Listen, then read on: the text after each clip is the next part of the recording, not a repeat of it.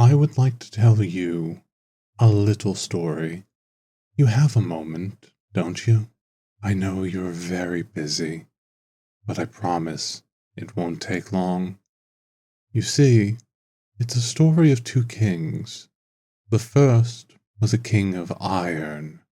He ruled by the sword. Soldiers marched through his cities thicker than crows above a carrion-laden battlefield. The scorching roar and ember hissing of innumerable blacksmith forges were endless cacophonies through any street. They churned out the chains, swords, and armor that were his symbols. For decades, no one dared even utter the word rebellion, lest the sword that hung over every citizen was dropped suddenly upon them. Neither subject nor council would stand against his wishes, for he had his kingdom gripped tightly in his mailed fist.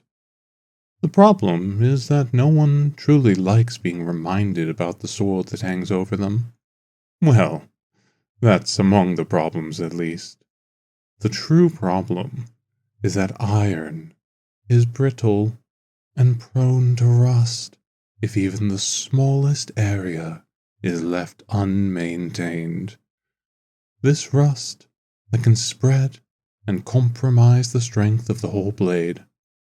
If one is relying on the oppressive force of the sword to subdue a population, the first time you are forced to level the sword against the public, that is when they can see your mummery as you hold a rusted, broken thing, a king demanding their obedience at the point of a broken sword. Once they see the crack, the gauntlet is useless, the chains cast away, and the swords are shattered, leaving just a whimpering old man begging on the floor of his former throne room. The second king, however, the king of silk, he played a very different game. Rather than think himself a god, he knows he is but a man.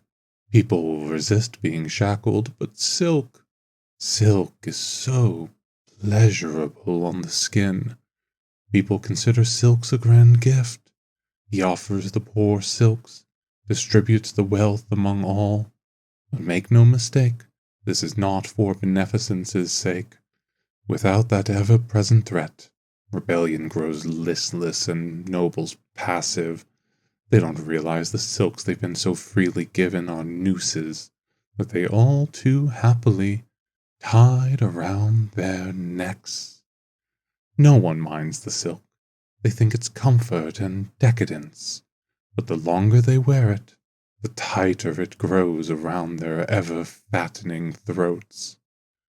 Without even knowing it, the kingdom is positioned on the gallows. It's in the nooses they themselves considered an honor to wear.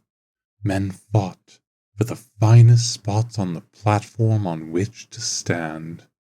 Now, should one challenge the king of silks, there need be no war, no vulgar threats. All one must do is pull the gallows lever and sever any such whispers of betrayal. Oh, but my king, I'm afraid I've taken too much of your time already. I can hear footsteps in the hall. I think I'm terribly sorry. My men have a gift for you.